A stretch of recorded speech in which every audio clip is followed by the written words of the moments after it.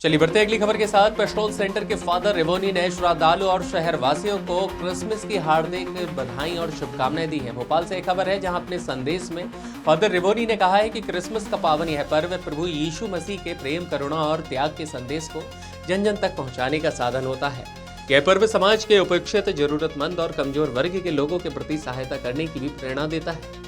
उन्होंने आगे यह कहा कि यदि प्रभु यीशु के उपदेशों को जीवन में अपनाया जाए तो समाज में भाईचारा, शांति और सद्भाव का वातावरण भी स्थापित हो सकता है। भोपाल से संवाददाता एमजी सरवर की खास रिपोर्ट। का अनुभव pastel centre at Bhopal Arera colony be with father sir, Christmas festival क्या कहेंगे? क्रिसमस त्योहार सबों के लिए त्योहार है, सिर्फ न केवल ईसाई लोगों का, सबों के लिए, क्योंकि ईश्वर मनुष्य बन के हमारे बीच में आया है। क्योंकि इसके द्वारा हम ये पहचान करते हैं ईश्वर हमें कितना प्यार करता है।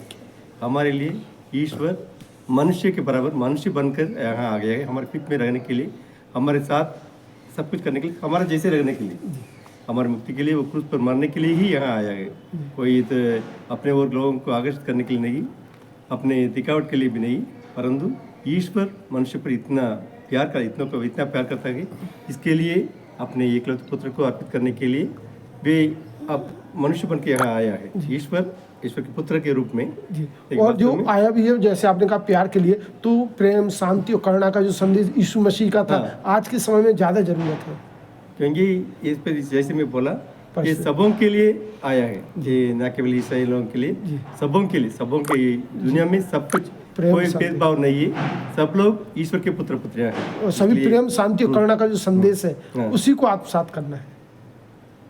क्योंकि ये सबके होने के कारण कोई भी भेदभाव नहीं है, मत के द्वारा या जाति के द्वारा या ऊंचे नीचे वर्ग के द्वारा नहीं, परंतु सबके सब ईश्वर के पुत्र पुत्रियां हैं, सभी के ईश्वर के परिवार के सदस्य, सभी सदस्य हैं। इसलिए एक दूसरे को प्यार करना ही इस